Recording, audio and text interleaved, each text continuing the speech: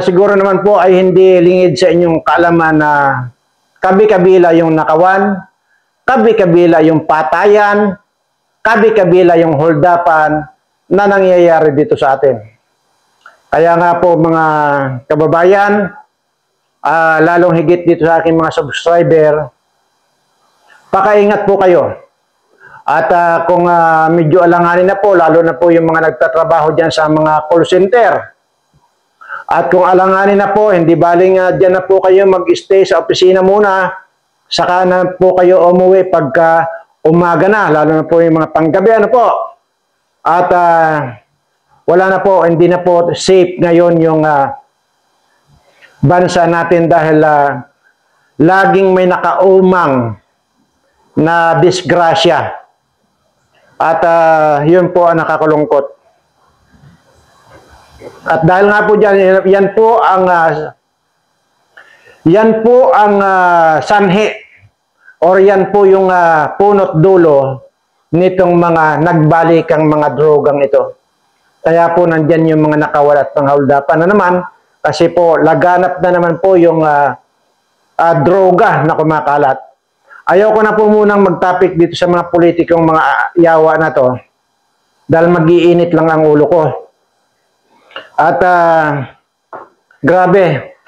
At bago po tayo pupunta dito sa ating main topic at ito po ang dapat ninyong mapanood hanggang sa matapos tong video ito dahil ito po yung napaka-importanting topic natin. At bago po yan ay mayroon lang po akong gustong sabihin sa inyong lahat.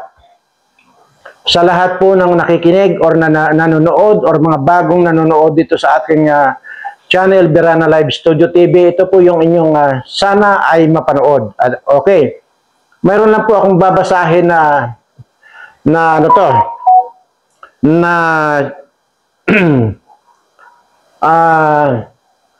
ito po ay nagpadala po siya ng tawag ito, yung pakulay. Ayan. So, mabutin lang po yung ito muna ang una nating pagtuunan ng pansin. Saan na ba yun?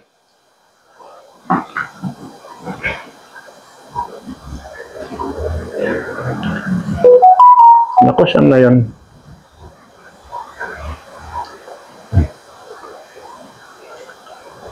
Ayan. Ito po yung nagpadala po ng kulay, ng pakulay. Ano po? So, hindi ko po pwedeng palampasin muna ito dahil baka po kasi hindi niya alam. Kaya ito po ay itatapik natin. Kaya nga po sabi ko, mamaya po yung mga ibabalita ko sa inyo na talagang napaka-importanting mapanood ninyo. At ito nga po muna, ang pagtuunan po natin ng pansin, itong si Ning Brazil. Ayan.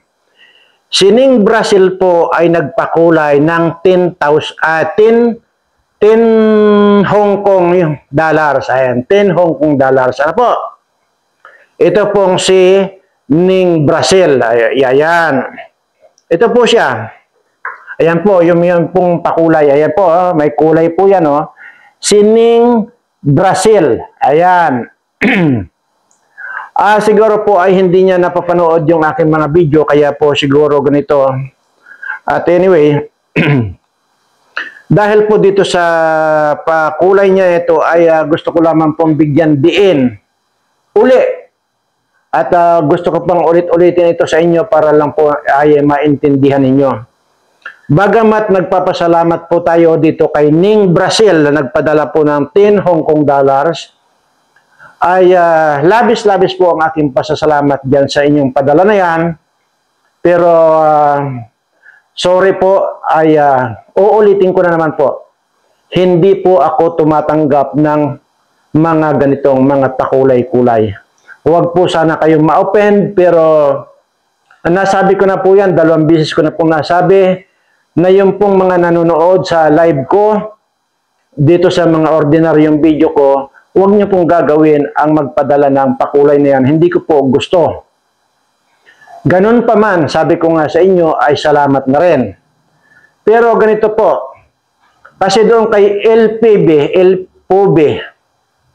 Hindi ko po alam kung paano ibalik. Ngayon, nagtanong-tanong po ako, kayo rin po pala yung makakabawi nito. Ano, tuturuan ko na po kayo kasi nagtanong po ako doon sa iba. Yung pong nagpadala, siya rin po pala ang pwedeng bumawi. Ano? Pumunta lang po kayo doon sa video na yung kung saan kayo nagpadala ng pakulay at i-cancel nyo lang po. I-cancel nyo lang po yung pinadala ninyo. Ayun po, para hindi na po mapunta rito. Ganun lamang po yung, kaya hindi ko alam may padala. Pero uulitin ko lang po yung po mga nagpadala, dati pa, ng mga pakulay na yan, at ito na ngayong bago, na sa Ning Brazil, ay para lang po sa inyong kaalaman, sabi ko nga po kanina, huwag po sana kayong ma-offend at siguro po yung mga ganitong pinapadala ninyo sa mga ganyang mga vlogger, okay naman po yan.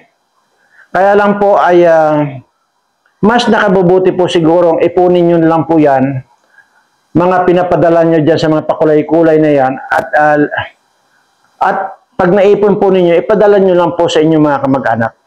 Gano'n lang po. Wag na po sa akin. Pero hindi ko po kayo pinagbabawala na magpadala doon sa iba. Kasi alam naman po natin na yun po ang hanap buhay nila. At paulit-ulit ko naman po sinasabi rito na ito pong YouTube channel na inopen ko ay hindi po para pagkakitaan ng YouTube. Bagamat mayroon na pong kita, mayroon na pong pumapasok sa bank account ko na kita nitong YouTube channel ko ay sige lang, pumapasok lang ng pumapasok pero hindi po ako nagwi-withdraw kahit centavos. Kasi nga po, nasabi ko na po na ito pong YouTube channel na inopen ko ay para po dito sa lahat ng mga subscriber ko. Pag naipon po natin lahat yung mga yan, ay ipamimigay ko rin po dito sa mga subscriber ko. Ayan po, dahil uulitin ko lang po dito kay Ning Brazil. Pangalawang pagkakataon po, ayan o. Ning Brazil, ayan. Nagpadala po siya ng 10 Hong Kong dollars. Ayan, ayan po. So, uulitin ko lang po ulit. Sa lahat po ng magpapadala ng ganitong pakulay sa akin ay maraming salamat po pero hindi ko na po kailangan. Huwag na po ninyo akong padalhan dahil paulit-ulit ko naman po sinasabi rito na kahit kailan hindi ko na po kailangan ng pera kahit kailan. Yan po ang totoo dyan. Ay nagsasabi kung bakit daw hindi ko kailangan ng pera, bakit nagbablog pa raw ako. Sinabi ko na po ang dahilan kung bakit nagbablog ako. Ito pong YouTube channel ko ay para po dito sa lahat ng mga subscriber ko. Ayan po. Kaya yung po mga gustong makinabang din sa kikitain nitong YouTube channel ko, ay di mag-subscribe din po kayo dito sa YouTube channel ko.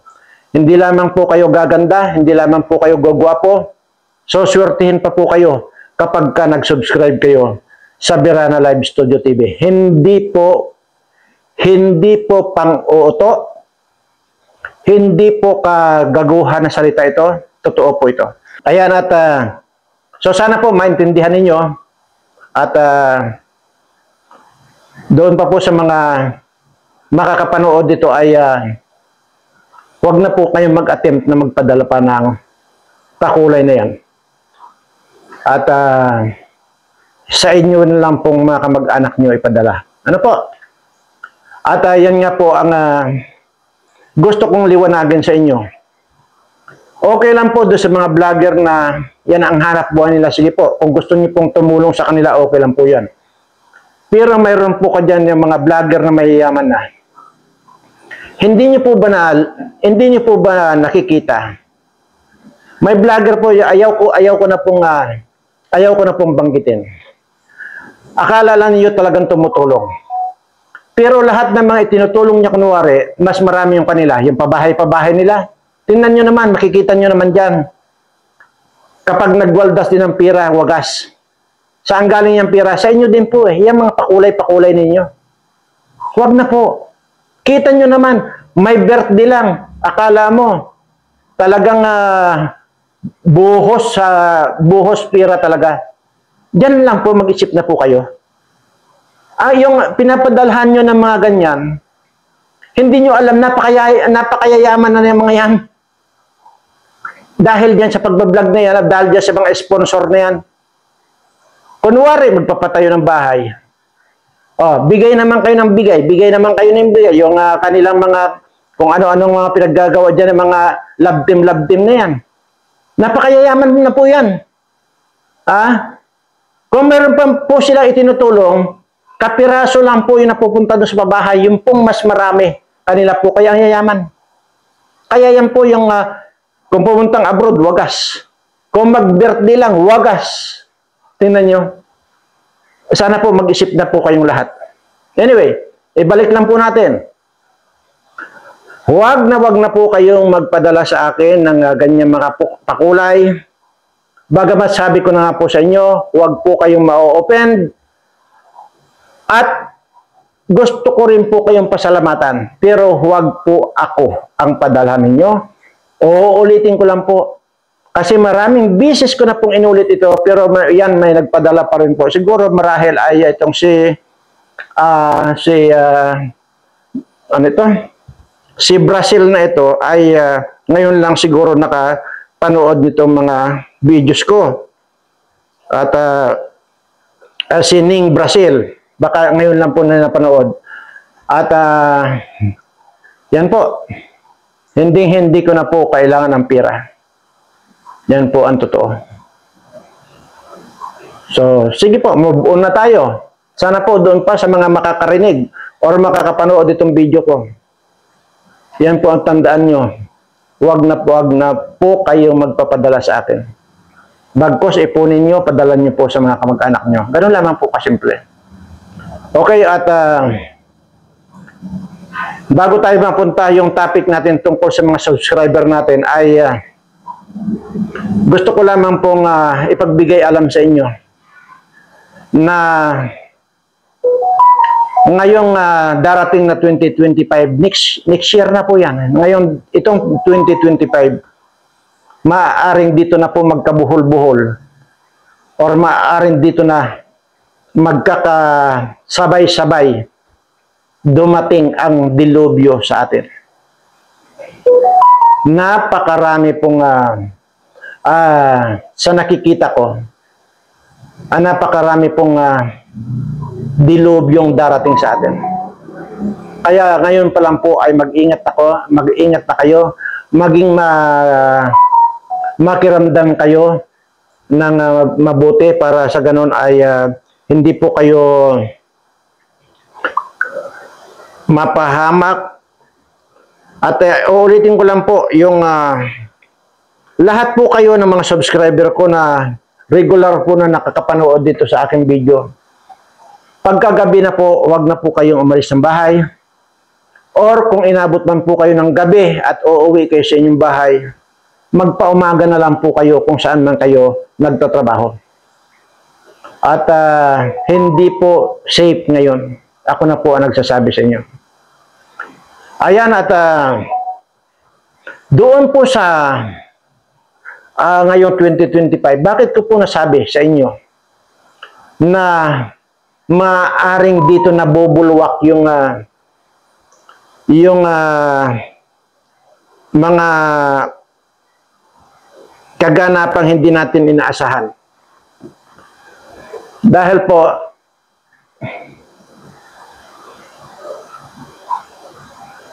ako po mismo kasi ang nakakaalam. Hindi lamang po doon sa hindi lamang po dahil sa dami naman ito.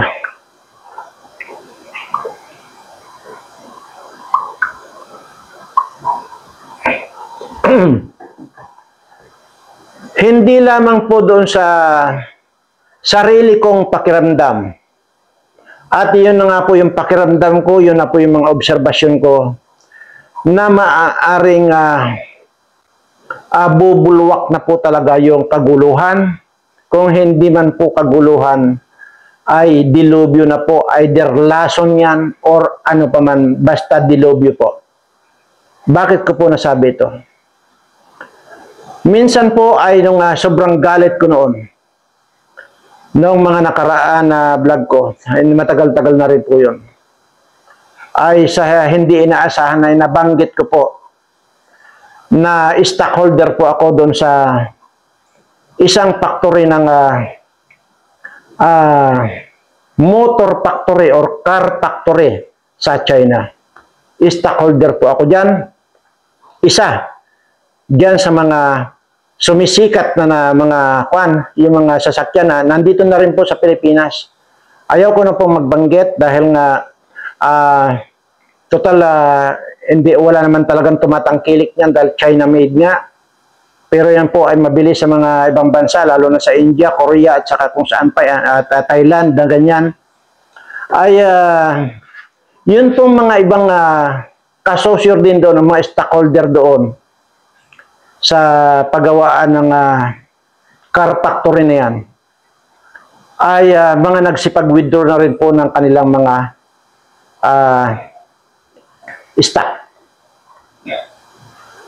So, ibig sabihin na inform po ako na sila ay i-withdraw na nila yung mga kanilang mga investment doon. Yung kuan ba? Yung stock nila, kasi share of stock nila na withdraw na po nila. At ganun na rin po ako. Ay kung yung mga ibang bansa ay mga ibang nasyon ay nag-withdraw ng kanilang share of stock, ay bakit naman hindi ko gagawin? Yan po ay yan po ang factory sa China. Yan po, nabanggit ko po ito dati nung nagalit ako. So, ayaw ko man pong banggitin, kaya lang nabanggit ko na eh. So, kaya nga po, mayroon po ako nalalaman pagdating po dyan sa China. Kasi, sabi ko nga po, stockholder po ako dyan. At, yun po, parang nalungkot naman ako dahil, ganon. Ano nga po ba ang dahilan? Bakit yung mga ibang nasyon na kasosyo dyan sa factory ng mga sasakyan na yan, ang dahilan po niyan, tagilid na po. So, ibig sabihin, may alam na po sila na pwedeng mangyari. Hindi po ako nananakot dito dahil matagal ko naman po yung paulit-ulit ko pong sinasabi yan noong nakaraan pa na either magpapakawala ang China ng lason, virus, at kung ano-ano pa. At yan po, kaya ni-inform ko lang po kayo na yung pong mga kasosyo or mayroong share of stock dyan sa paggawaan ng mga Chinese car na yan ay winidraw na po nila yung kanilang mga shares. So, iisa lang po ang ibig sabihin, sabi ko nga, delikado na. So, yun po, ito, inaayos na rin po ng abogado ko yung aking share of stock dyan para makuha ko na rin po. At wala talaga. Hindi na mapipigil itong mga nagbabadyang mga kaguluhan ito. At hindi na rin po mapipigil. Hindi natin alam kung anong pwedeng mangyari sa atin. Baka ito na po yung ito na po yung baka dito na po magsisimula yung ikatlong digmaang pandaigdig or Third World War. So, yun po. Kaya po yung daldal ako ng daldal tungkol dyan sa China na yan. Kasi nga po, meron po ako nalalaman dahil nga po, para ano pa, na mayroon akong share of stock dyan na wala akong nalalaman sa balita. Yan po. Kaya ganun na lang yung pagpupursige ko na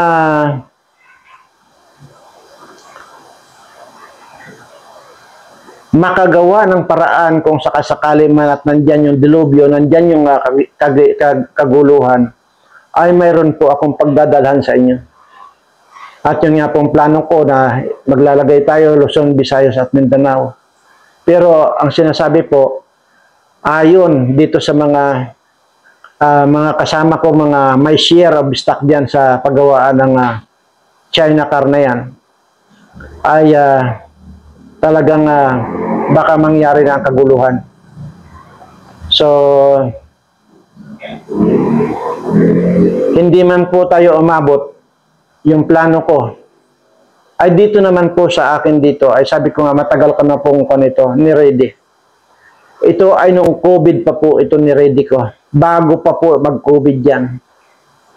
At kung inyo pong natatandaan dati nung sa Facebook live ko po dati, kaya nga hinak yung Facebook live ko. Ako po yung broadcast ng broadcast dati. Yung mga pwede pang mangyari. At ako rin po yung nagbo-broadcast ko na yung tungkol doon sa Osbong ng Sampaloc. At ako rin po yung nagsasabi dati dyan na may mga variant pa yan. Nangyari po lahat. So, yun po. Hindi po ako nananakot dito. Wala po akong intention na para manakot. Kundi, besides, ang kinakausap ko po rito itong mga subscriber ko para po magkaroon sila ng awareness, magkaroon sila ng kaalaman na ito pala yung mga pwedeng mangyari ngayong 2025. Pero, sabi ko nga po, ito lamang pong Panginoon natin ang pwedeng magpahintulot kung itutuloy yan o hindi. So, sabay-sabay po natin kausapin ang ating Panginoon. Kaya lang siguro, kung dito na talaga nakatakda ito, wala na po tayong magagawa. Ang magagawa na lang po natin dito ay maghanap ng mapupuntahan na malayo doon sa kung anumang kaguluhan. Pero yung pong sinasabi ko pong virus na yan, wala po tayong alalahanin sa virus na yan dahil kung inyo pong nasusubaybayan, lalo na po itong mga subscriber ko, mayroon na po tayong pananggay. Yun pong itinuro ko sa inyong kalamansi at sili lang. Ayan, at so doon po sa mga hindi pa nakakaalam kung anong proseso ng kalamansi at saka sili, ay nandyan po yan sa video ko. Kaya tingnan nyo lang po yung video ko kung paano nyo pong gawin yung kalamansi at saka sili. Actually, hindi lamang po yun sa virus. Lahat po yan ay makakatulong sa inyo. At sabi ko nga po, kung nagbabasa rin kayo ng mga comment, doon po sa itinuro kong kalamansi at saka sili, hindi po ba't ang sinasabi nila dyan, nung nag-take daw sila noon, nawala daw yung pangangati ng lalamunan nila, yung sama ng pakiramdam nila sa lalamunan nila, ganon. Kasi marami naman pong kanyan. Marami po talagang magagawa yung kalamansi at saka sili na itinuro ko sa inyo. Yung pong mga bago pa lang dito, nandyan po yung sa video, kaya nga po sabi ko sa inyo, pag inumpisahan pa ninyong panoorin yung mga video ko, hanggang ngayon, mayroon naman po dyan ng mga walang kakwinta-kwintang kasi yung mga nagpapatawa na lang ako o nang-aasar na lang ako. Pero, nandyan po yung itinuro kong kalamansi sa sili. Panoorin nyo lang po. At, pero kung sakasakali man, sabi ko nga po, sinabi ko naman po yan dati sa inyo, kung sakasakali man ay kaya naman po na i-accommodate ko kayong lahat dito sa akin. At kung ang tanong ninyo kung paano, madali lang naman po kayong pick upin eh. Halimbawa, mayroon naman po tayong bangka-bangkaan. Kung saan man po kayo dyan, meron din po tayong mga truck. Yun po hindi kailangan sa tatawid dagat, ay di yung truck ang gamitin. Pansundo sa inyo. At kung tawid dagat naman, meron naman po akong maliit lang na bangka. Pansundo rin sa inyo. So, yun po. At, pero, ewan ko, may mga kinakausap na rin po akong tao na nagpapahanap ako ng lupa dyan sa parting Mindanao. Ay, pero ang tanong nga dyan, aabot ba? Siyempre, kailangan pa natin mag-build up ng mga building dyan para tirahan ninyo. Kaya po, ewan ko, naguguluhan ako, sa totoo lang naguguluhan ako kung paanong paabutin natin. sa parteng Bisaya at wala naman tayong problema dahil mayroon naman akong lupa na talaga dyan noon pa. So, ewan. At yun po sa mga porsigido po na nagpapasubscribe dito sa ating channel, ay maraming salamat po dito sa kanila. Lalo na po dito kay Mary Ann Gilor. Siya pa rin po yung top notcher talaga at tuloy-tuloy po yung kanyang pagpapasubscribe. At di ko alam kung paano niya ginagawa. At ganun din si si Blissy. Yun po, may mga sinanaba na yan. Talagang humahabol po yan sila. Marami po mga humahabol. Marami naman po sila. Hindi ko lang ba isa-isa, hindi ako nakapag-prepare. Si Blissy Bilyonis pala, yun. At sabi ko nga, ito, ang top notcher talaga ito si Mary Ann Gilor. At iwan ko, sa totoo lang po, kahapon nung makatanggap ako ng email galing sa China. Ganun nga po, nag-withdraw na po ng mga share of stock ng mga stockholder doon na mga iba't ibang mga lahi, kagaya po ng Koreano, Pilipino, at ako nga po yun ay talagang ako parang nanlumo ako. Ganun pa man ay mas maganda na rin yan kaysa abutan pa ng gira, sa abutan pa ng dilubyo. Kasi mas maganda na yung mas maaga nga. At para magamit natin yung pera kung sakasakali. At bagay ako, hindi ko na po nga kailangan ng pera, hindi ko na po magagamit yan. Yan po ay magamit ninyo kung sakasakali. Yan po mga negosyo ng mga itinuyo kong yan. Sa totoo lang po ay hindi po ako hindi po ako nakikinabang dyan. Dahil mas marami po yung nakikinabang na itong mga tinutulungan ko kaysa akin. Kasi nga po, unang-una, napakasimple kong tao. May talbos ako ng kangkong, talbos ng kamote, talbos ng kung ano-ano dyan, dahon ng malunggay, okay na po sa akin. Hindi po ako yung maluho kasi unang-una, nahihiya po ako sa ating Panginoon na gumasta na alam ko naman na yung mga yan na nandito sa akin, pinahiran lang po niya yan sa akin. Kung meron nga akong gustong bilhin, nagpapaalam pa po ako sa kanya. Ganun po. So yun po ang talagang sobrang parang hindi ko maintindihan, parang nanghihina talaga ako doon sa yan na yung email na natanggap ko nga na tungkol dun sa pag-withdraw ng share of stock ng mga kasama kong stockholder dyan. So, yun po at kaya nga po, counting-counting na lang po yung ating subscriber na 100k subscriber. Counting-counting na lang po yung dadagdag natin at makukuha na natin. Kaya yun din po inabangan ko. At pagka talagang counting-counting na lang, doon ko na po gagawin yung cheque. Ipapakita ko po rito sa inyo. Yung cheque na mapapanalunan nyo na kalahating milyon. At,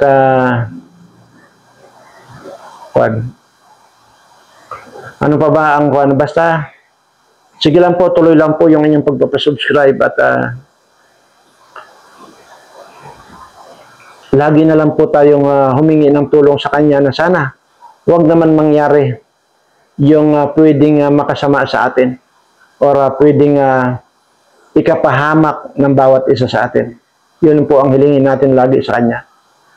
At uulitin ko lang po, lalo na po rito sa mga subscriber ko, ay pagka gabi na po kayo, huwag na po kayong umuwi sa inyo.